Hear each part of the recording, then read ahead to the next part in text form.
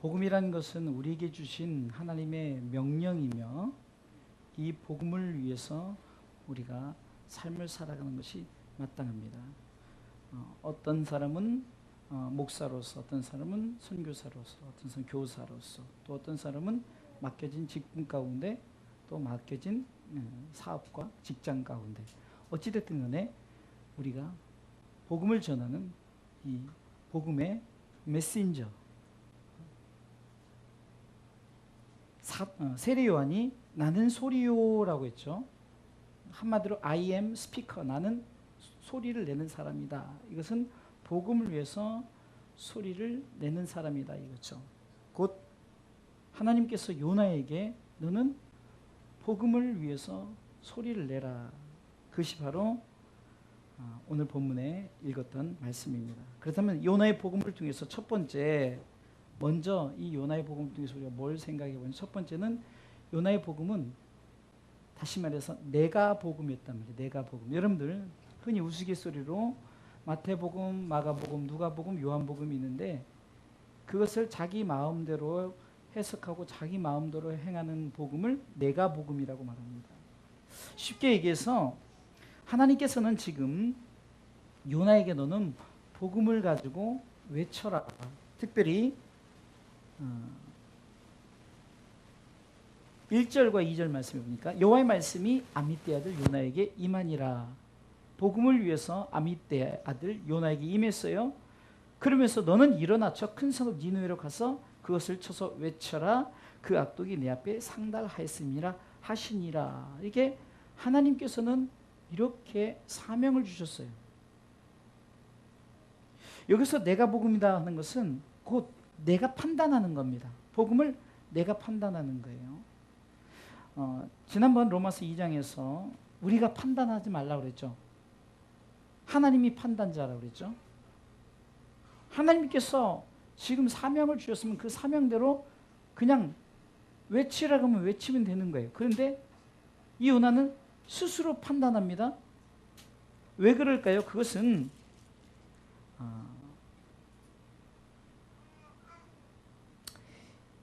이 요나가 요나서 4장에 보면은 정말로 이 니느웨는 곧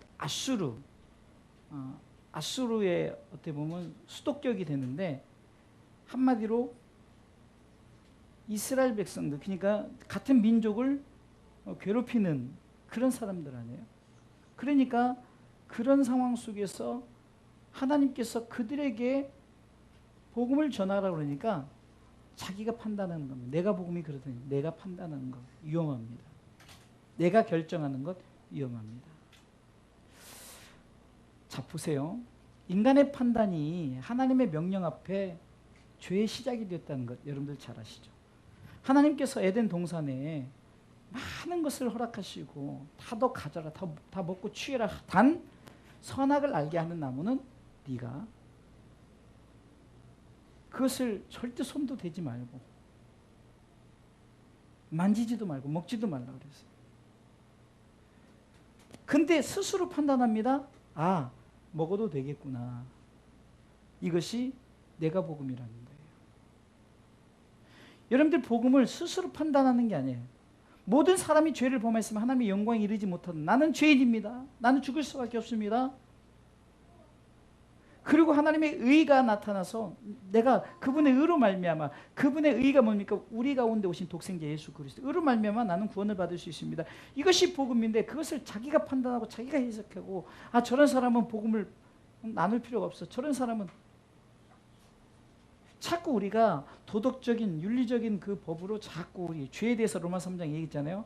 일단 우리가 갖고 있는 인간의 그 죄, 자범죄라고 말했죠. 윤리적인 죄, 도덕적인 죄, 스스로도 하나님을 향한 죄, 이건 인간 편에서도 하나님 편에서도 다 죄예요.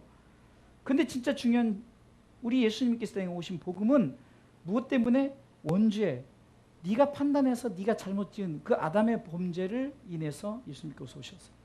그것이 하나님의 의란 말이죠. 그러니까 우리는 우리가 판단해서 하나님께서 저들에게 복음을 전하라. 그럼 가서 복음을 전하면 돼. 내가 판단하면 안 되는 거예요. 결국은 요나는 다시스로 도망가죠. 이건 뭡니까? 내 판단이 맞다는 거예요. 내 판단이 맞기 때문에 저들에게 복음을 전하는 것이 맞지 않다는 거예요. 흔히 말해서 우리가 저 김정은에게는 복음을 전할 필요가 없다. 저 IS 군인들에게는 복음을 전할 필요가 없다. 이것이 자기의 판단이란 말이죠. 이것으로 자기의 판단으로 해서 죄가 시작됐다니까. 아담이 불순종. 결국은 자기의 판단은 뭡니까? 하나님의 말씀, 복음의 명령 앞에 불순종하게 된다는 거예요. 그래서 요나서 1장은 결국은 자기 판단, 내가 복음 때문에 불순종을 하게 되는 거예요. 그래서 어떻게 됩니까? 다시스로 가는 배를 타고 거기서 요나서 1장 4절 읽어보겠습니다. 4절 읽어보겠습니다. 여호와께서 태풍을 바다 위에 내리심에 바다 가운데 폭풍이 되자까 배가 거의 끼어지게 된지라. 내가 복음은 결국은 뭡니까? 하나님은 내가 복음을 위해서 주님을 이 땅에 보내신 게 아니라는 거예요. 하나님의 복음을 위해서 보내신 거예요. 그렇기 때문에 하나님께서는 어떻게 합니까? 고난을 겪게, 문제를 만나게, 태풍을 만나요. 거의 배가 끼어져서 그냥 이제는 어떻게 할 수 없는 절대적의 위기. 그 가운데 결국은 또 어떻게 보면 요나서 1장 15절에 보면 그 요나서 1장의 내용 속에서 보면 자, 이 일이 무슨 일 때문에 그럴까 알고 봤더니 요나 스스로가 나 때문이란 걸 알죠. 왜? 자기가 하나님의 말씀 앞에 불순종하고 내가 복음, 자기 복음을 가지고 나갔던 거예요. 그래서 어떻게 됩니까?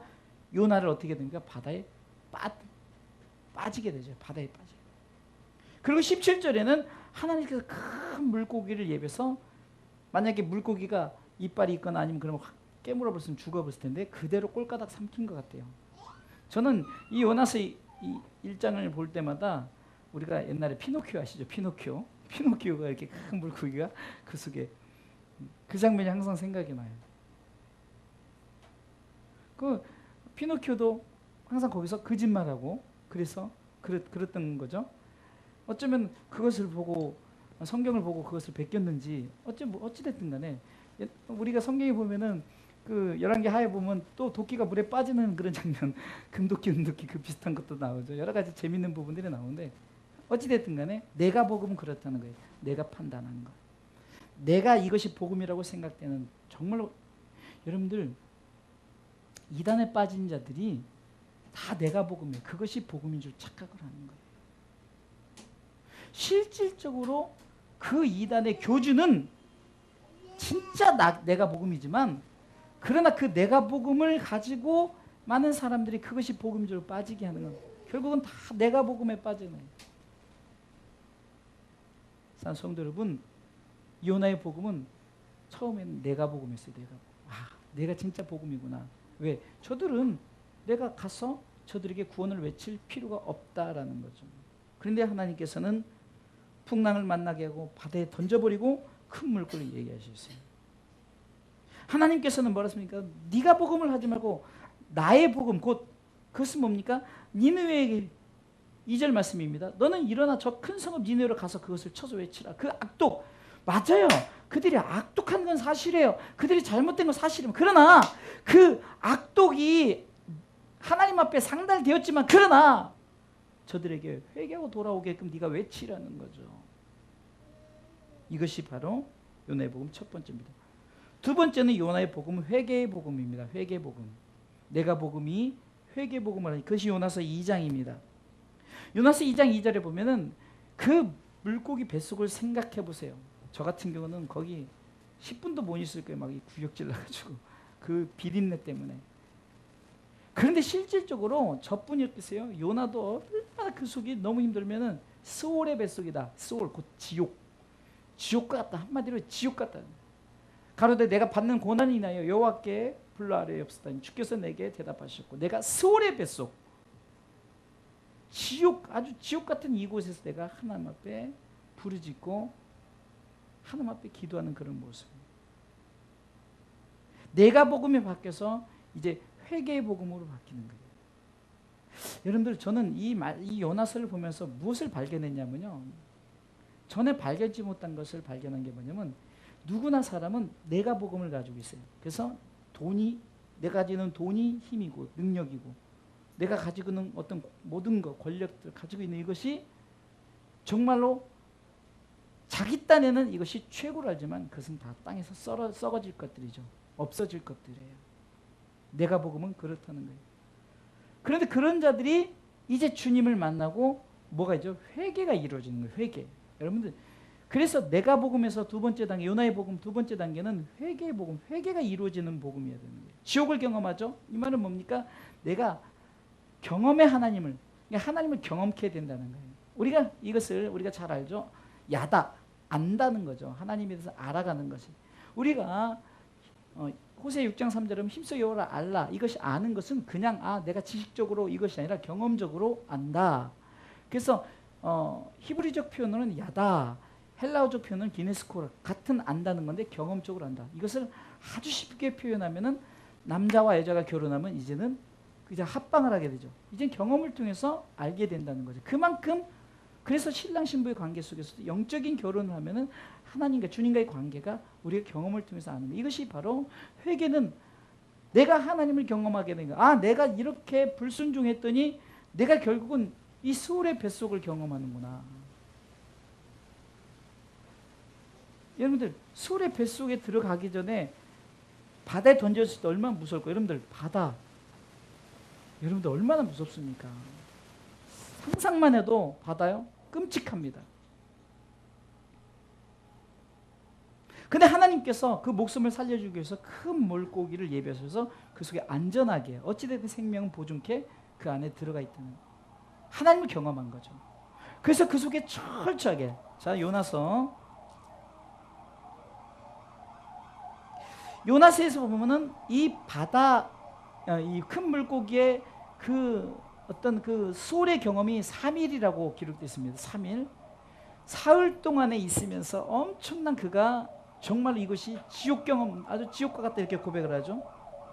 그런데 그 속에서 회개가 이루어집니다. 요나서 2장 3절로 6절을 보겠습니다. 요나서 2장 3절로 6절. 여러분들 같이 읽었으면 좋겠어요. 주께서 나를 깊음 속 바다 가운데 던지셨으므로 큰 물이 나를 둘렀고 주의 파도와 큰 물결이 다 내 위에 넘쳤나이다. 내가 말하기를 내가 주의 목전에서 쫓겨났을지라도 다시 주의 성전을 바라보겠나이다 하였나이다. 물이 나를 둘렀을 때 영혼까지 하여 싸우며 깊음이 나를 였고 바다풀이 내 머리를 쌌나이다. 내가 산의 뿌리까지 내려가 싸우며 땅이 그 빗장으로 나를 오래도록 막아 싸우나 나의 하나님 여호와 주께서 내 생명을 구덩이에서 건지셨나이다. 아멘. 여러분들 이 고백 속에서 보면은 물고기 뱃속에서 뭐가 생각이 나냐면 정말 바다 가운데 빠졌을 때 그 엄청난 두려움과 이것이 연상됐던 거예요. 그것을 먼저 고백을 하잖아요. 뱃속은 오히려 안전하죠. 좀 냄새나고 막 그럴 뿐이지만 그러나 이 과정 속에서 보면은 그가 뭐라고 이렇게 고백합니까?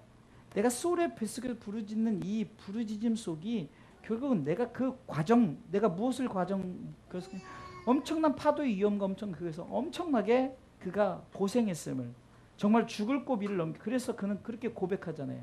주께서 나를 깊음 속 바다 가운데 던지셨다. 큰 물이 나를 눌렀고. 그러니까 물고기 뱃속의 경험보다 그 전에 어떤 그 힘들고 어려운 그 고난을 얘기해요. 그러면서 그가 뭐라고 말합니까? 이제 내가 회개하면서 순종할 것을 결심합니다. 순종이 뭡니까? 다시 주의 성전을 바라보겠다이라는 고백입니다. 이것이 중요합니다. 여러분들 내가 회개한다는 것은 주의 성전을 바라본다는 것은 우리가 말하는 성전을 말하는 것이 아니라 바로 하나님의 뜻, 하나님이 우리 가운데 말씀하시는 곳, 우리가 말하는 예배당일 수도 있고 우리 마음의 성전일 수도 있고 우리 귓가 들리는 하나님의 영적인 음성일 수도 있어요.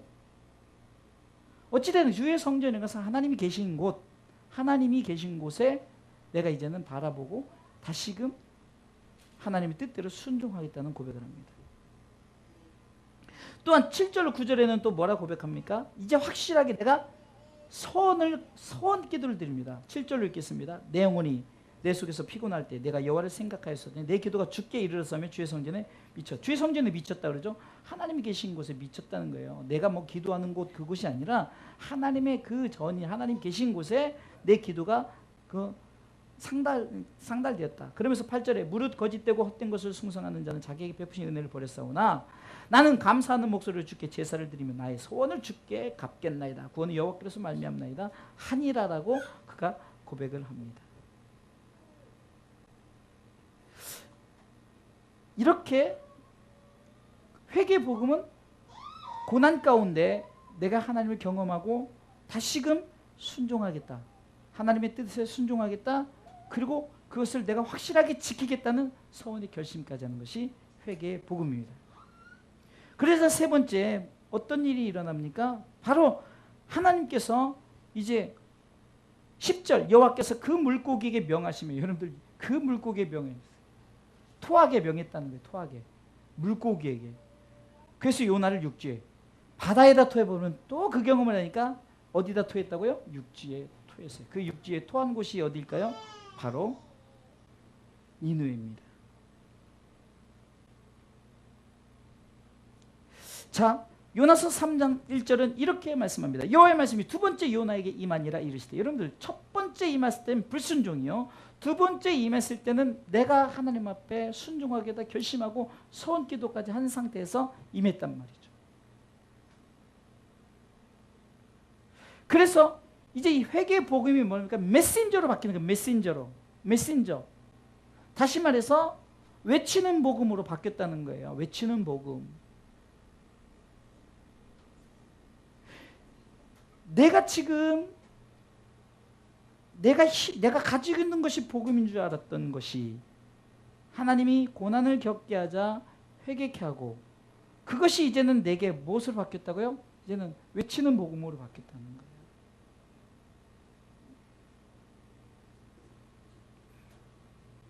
그래서 그들에게 뭐라고 말할까요? 니느웨 가서 3장 2절 말씀 읽었습니다. 여호와께서 이렇게 말합니다. 일어나 저 큰 성읍 니느웨로 가서 내가 내게 명한 말을 그들에게 선포하라 하신지라. 아멘.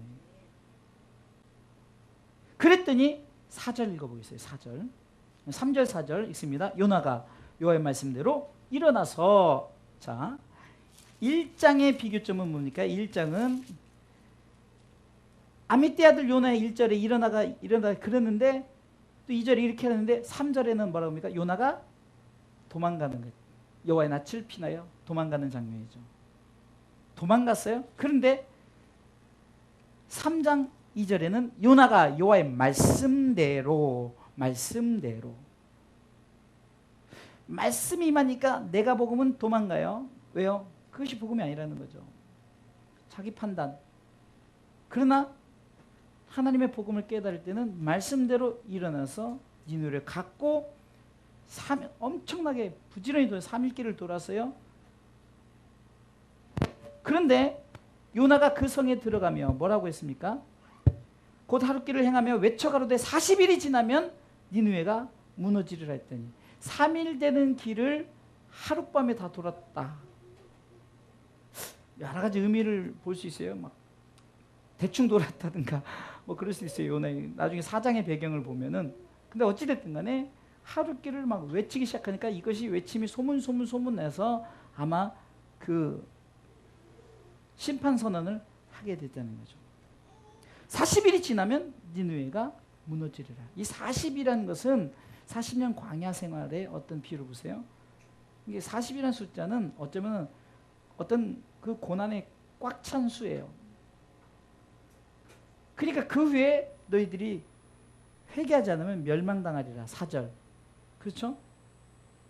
요나가 그 성에 들어가며 곧 하룻길을 행하며 외쳐가로되 40이 지나면 니느웨가 무너지리라 했어요. 그래서 심판의 그 복음을 선포합니다. 심판을 선언합니다.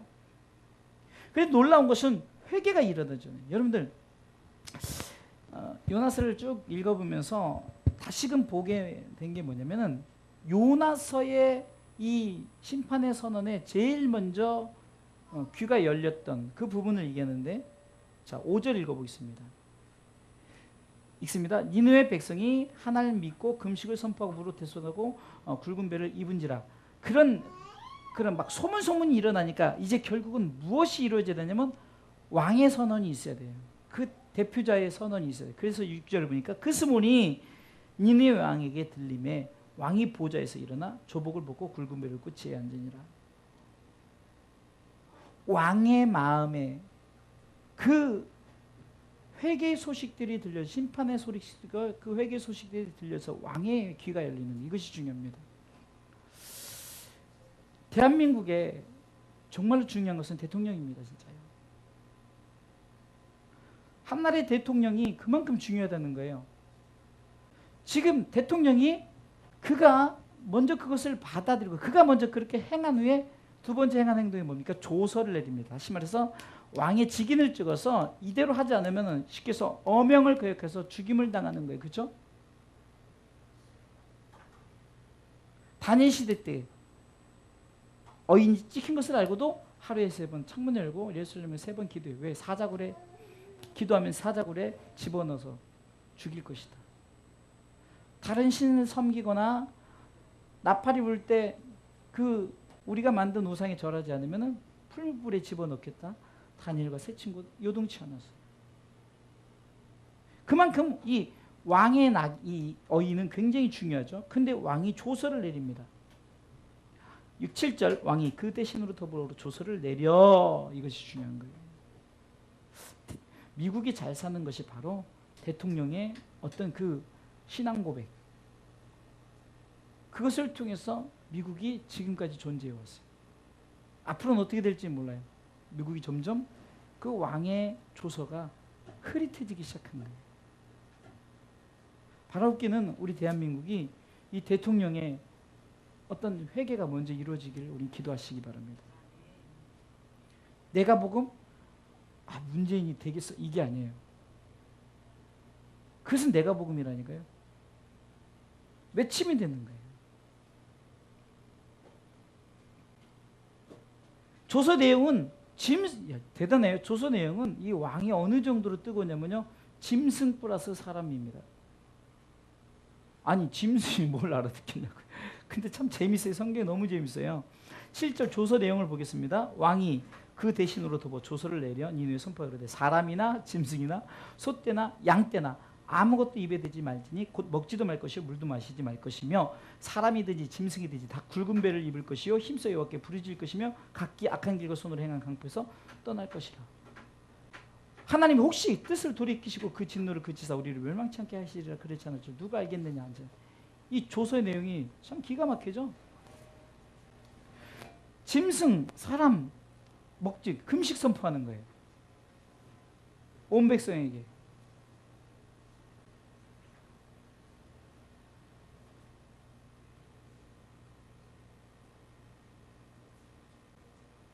근데 지금 이 문맥상을 이렇게 볼 때 과연 금식을 얼마나 했을까?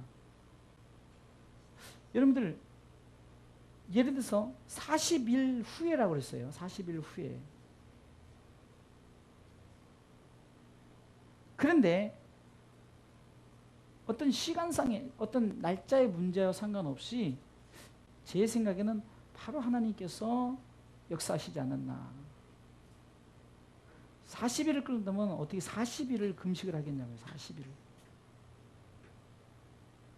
그냥 복음이 확 들어오니까 복음의 역사가 팍 일어났던 것 같아요.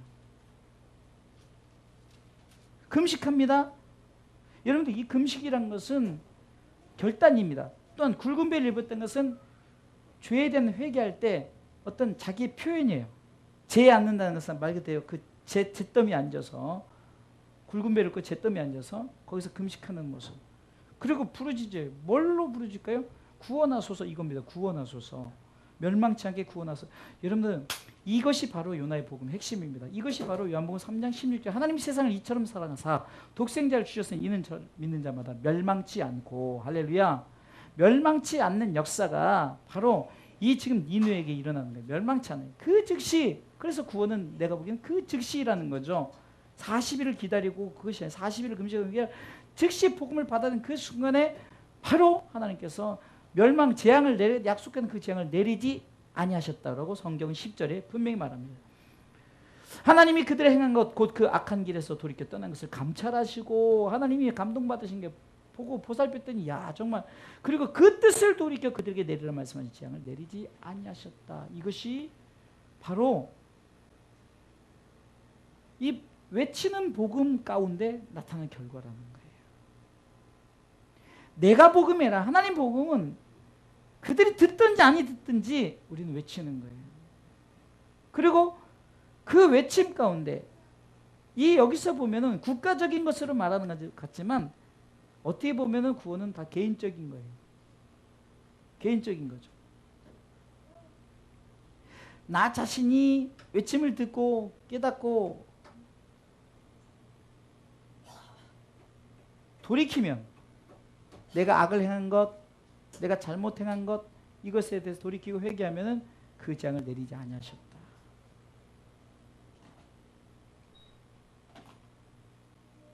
이것이 바로 외치는 복음의 열매입니다.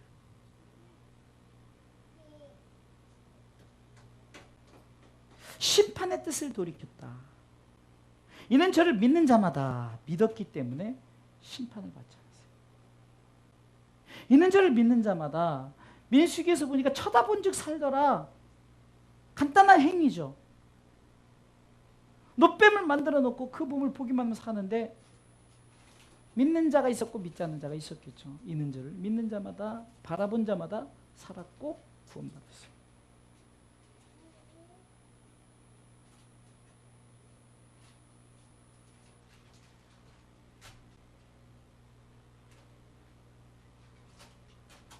어쩌면은 이 회개 운동은 이 복음을 완성시키는 거였는데 어떤 겉모습의 회개가 있었죠. 마치 굵은 배를 입고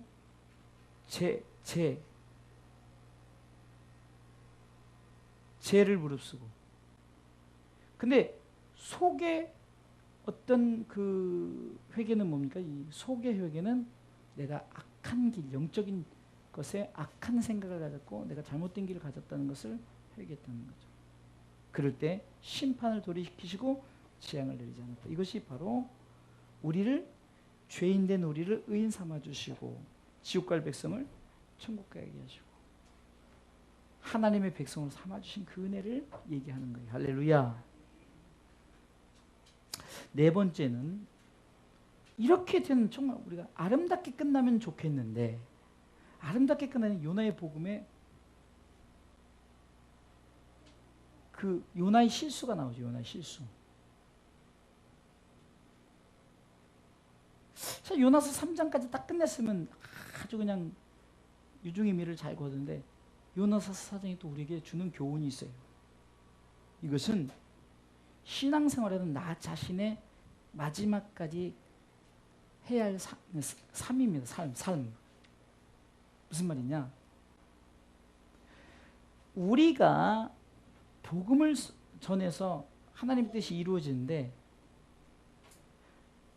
저 사람들이 그렇게 돌아오니까 갑자기 무슨 생각이 드냐? 이건 아닌데? 이런 생각이 이건 아닌데. 아니 니느웨 백성들이 회개하고 재앙을 내리지 아니하니까 요나가 불평하기 시작하는데 그것이 1절 3절에 나와 있죠. 1절이 이렇게 시작하면 요나가 심히 싫어하고 노했대요. 아니 이게 말이 됩니까? 시켜서 복음을 전한 메신저가 저들이 회개하고 돌아오니까 심히 싫어하고 노했대요. 화가 난 거예요. 아직도 그 뿌리 속에 그 속에 진짜 복음이 뭔지를 모르는 거예요. 진짜 복음이 뭔지를. 그러면서 이게 이런 생각이 내 자신의 체면과 자존심, 선지자적 체면과 자존심을 앞세우는 게 뭐냐면 어쩌면 그 속에서는 이들이 회개하지 않고 그냥 다 멸망당했으면 좋겠다 이런 생각. 그냥 하라니까 하지만 그랬으면 좋겠다는데 아니 이들이 갑자기 다 짐승까지 다 회개하고 이런 일이 일어나니까 이거 내가 생각하고 정반대 일이 일어나는 그러고 생각한 거예요. 그러니까 막 그렇게 당하지 않으니까 이 요나가 화가 나서 노하기 시작합니다. 그런데 이렇게 고백합니다. 여러분들 2절에 보면은 하나님에 대한 고백을 하는데 이것이 진짜 고백인가? 뭐라고 고백합니까? 2절 여호와여 기도하여 가로되 여호와께 기도하여 가로되 여호와여 내가 고국에 있을 때 이러하겠다 말씀하지 아니하셨나이까. 그러므로 내가 빨리 다시스로 도망하였사오니 주께서는 은혜로우시며 자비로우시며 노하기를 더디하시며 이내가 크시사 뜻을 돌이켜 재앙을 내리지 아니하신 줄 내가 알았습니다. 이렇게 보면 어떻게 보면 야 이거 하나님에 대한 신앙 고백 같은데 1절에 뭐라고 고백해서 심히 싫어하고 노화가 났어요. 이게 하나님 그 마음을 하는데 거기다가 뭐라고 고백합니까? 차라리 나 죽여달라고 말해요. 이런 못된 사람이 어디 있냐고. 3절 여호와여 원컨대 이제 내 생명을 취하소서. 사는 것보다 죽는 것이 되게 나옵니다. 자기 이기심과 어떤 자기 자존심, 아니 멸망당할 줄 아니 저것들이 회개할 줄 상상도 못했나 보죠. 저것들이 예수 믿을 줄 상상도 못했나 봐요. 근데 그렇지 않으니까 막 선지자적 자존심, 이기심. 그러니까 하나님에 대해서 영광 올려드리는 것 같지만 그것은 하나님께 영광의 거짓된 입술의 고백이 되어버린 거예요. 하나님의 주권은 입으로만 고백하고 심중에는 인정하지 않는 거예요.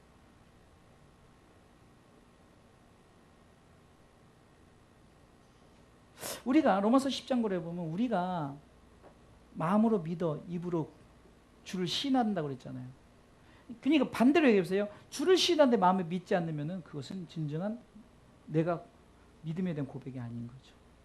마음은 딴 데가 있어요. 고백만 그렇게 해요. 이것을 통해서 하나님께서는 뭐라고 말합니까? 내가 복음, 어떤 메신저, 이 복음에 대한 결론적인 것에 대해서 내가 해서 아쉬워할 것도 없고 억울해할 것도 없고, 그러니까 이 결과적인 것에 따라서 내가 그것에 대해서 판단할 필요도 없는 거예요. 우리는 하나님께 영광, 이렇게 우리가 영광의 박수를 올려드려야 되는데 요나는 그렇지 않았어요. 근데 하나님께서는 참 인자하시다. 하나님의 인자심이 바로 여기서 나타납니다. 하나님께서는 그 요나를 이 나쁜 것, 이 선지자가 돼가지고 이런 마음을 가져 이것이 아니라 박넝쿨 교훈을 줘요. 마지막 박넝쿨 교훈. 이 박넝쿨 교훈을 통해서 깨닫게 하는 건데, 여러분들 이 박넝쿨 교훈이 첫째 의미는 이겁니다. 내가 가진 것에 대한 소중함을 깨닫게 하는 거예요. 내가 가진 것에 대한 소중함. 비록 그것이 박넝쿨입니다. 여러분들 보세요. 하나님이 다 각본 각색을 다 했어요. 동풍 내리 막 찌게 만드네요. 근데 그 동풍이 내리쬐는 그런 가운데 하나님께서 미리 박넝쿨을 딱 준비하셨어요. 6절에 하나님 여호와께서 박넝쿨을 준비하사 딱 그 박넝쿨로 뭐 요 정도 쳤다고 칩시다. 요 정도 이렇게 딱 가려서 그늘에 있었단 말이에요. 그늘에 있으니까 시원한데, 근데 그 뜨거움이 얼마나 뜨거울까요? 그것을 표현했죠. 8절에 하나님이 뜨거운 동풍을 준비하셨고 요나의 머리에 쬐면 요나가 홍관에 스스로 죽기를 가로되 사는 것이 또 이러는 거예요. 딱 차라리 난 차라리 죽는 게 낫겠다 이렇게.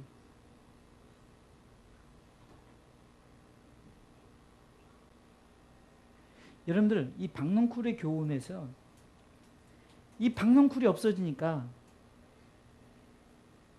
저희가 이번에 그 1박 2일로 우리 목사님들이 시찰해서 동강을 갔잖아요. 이게 동강에서 이제 그 어떤 그 단종의 그 유배지를 이렇게 보고 오면서 뭐 이렇게 배도 아니에요. 요만큼 조금 진짜 저만큼 건너 요거 2배 정도 가는데 배를 타고 타자마자 내렸어요. 요만큼 뭐 무릎 걷고 걸어도 될 정도로 그 거리인데 이제 거기서 이렇게 오는데 그 요만큼 계단 올라오는데 진짜 막 덥더라고요. 막 더워가지고 이렇게 하는데 요만큼 하니까 이제 그 건물에 그늘이 있잖아요.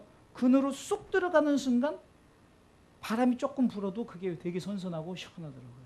그래서 제가 먼저 도착한 목사님에게 이게 바로 요나의 박넝쿨이구나 그 고백을 했어요.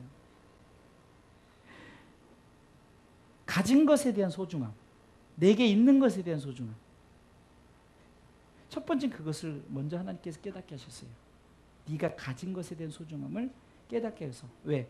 박넝쿨을 없애버리니까 죽여주세요. 나 차라리 죽는 게 낫습니다. 이 고백을 해.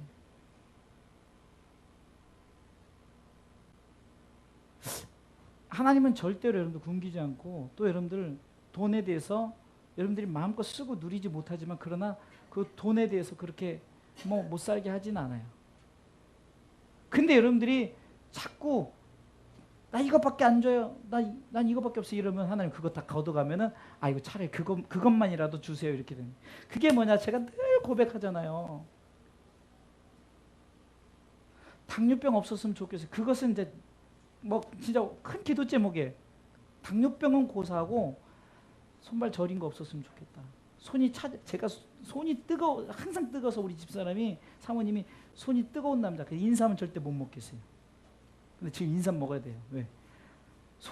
제가 뭐 이렇게 하다 뜨거운 날씨인데도 손을 만지면 손이 차가워요. 그래서 손만 만지작해요. 지금도 손 차가워요. 이렇게 되면은 손이 차가워요. 이런 사람이 아니었는데 손발이 저려요. 온몸이 가려워요. 야, 이것만 아니어도 살겠어. 이것만 아니어도. 그게 뭐냐?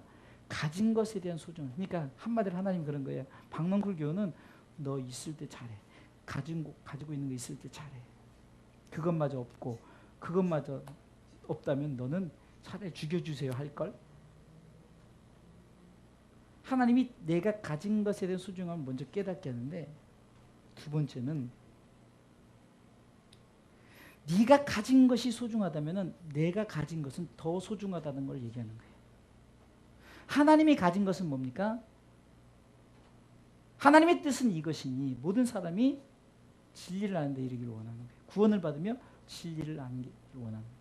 데살로니가서 4장 3절 뭐라 했죠? 하나님의 뜻은 이것이 너희의 거룩함이다. 그러니까 거룩한 백성이 되어지는 거예요. 하나님이 소중한 것은 네가 그렇게 네 가진 것에 박넝쿨 가지고 소중하다고 죽여주세요 그러는데 그러면 내가 지금 살아가는 저들 백성은 성경상으로는 12만 명이라고 말하지만 어린이들, 이게 좌우를 분변치 못하는 그러니까 그런 여자나 어린아이들을 비웠을 때 아마 장정이랑 합치면 약 60만 정도, 예상 60만 정도. 야, 네가 그렇게 박넝쿨이 없어지니까 죽여달라고 그러는데 그것도 네가 아깝다고 그거 그렇게 불평불만하는데 11절에 하물며, 저는 이 하물며라는 단어가 참 좋아요. 하물며 구하라 찾으라 두드리라 내가 주겠다. 생선 들려면 뱀을 줄 자가 누구 있으며 떡을 달래 돌을 줄 자가 누가 있겠냐. 하물며 너희 천부께서 하물며, 이 단어가 얼마나 우리 가운데 참 은혜입니까? 하물며 이 큰 성을 이루니 좌우를 분변치 못한 자가 약 12만 명. 그러니까 그냥 노인 장년들까지 하면 약 60만 명이 있는데 내가 아끼는 것이 어찌 합당치 아니하겠느냐. 네가 가진 것에 대한 지극히 작은 거 박넝쿨 요만한 거 하나의 소중함을 가지고 그런다면 내가 지금 60만 명이나 되는 그 영혼을 아끼는 것이 합당치 아니하겠느냐.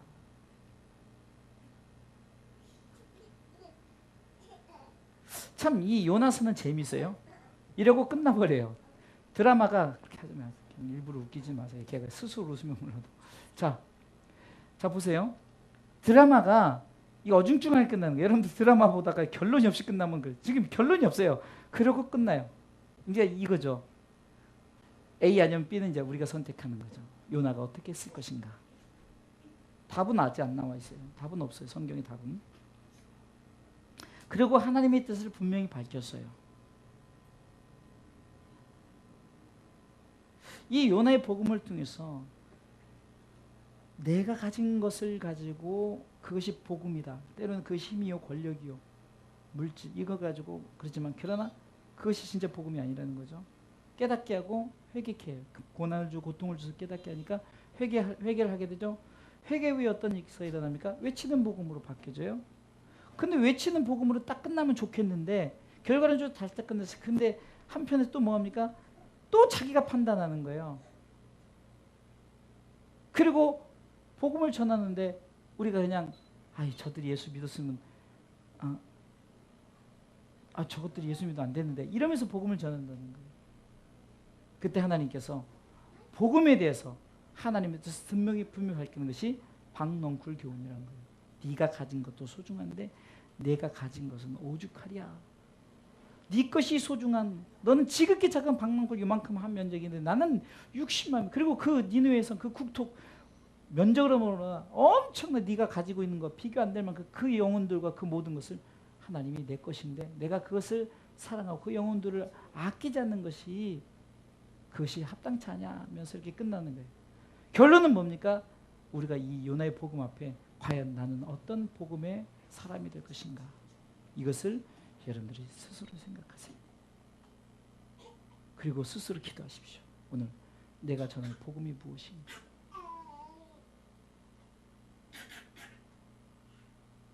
오바댜의 복음하고 좀 달라요.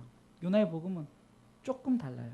이 요나라는 사람에 대한 것이 과연, 그래서 요나란 표현이 옛날부터 부흥사, 저는 그 어렸을 때 그 어머님 따라가서 부흥사가 요나를 할 때 요나, 이게 요나가 정신 차리, 요나가 잘해야 된다. 그래서 요네가, 그러니까 요나 그렇게 표현하는데 그 말이 맞는 거예요.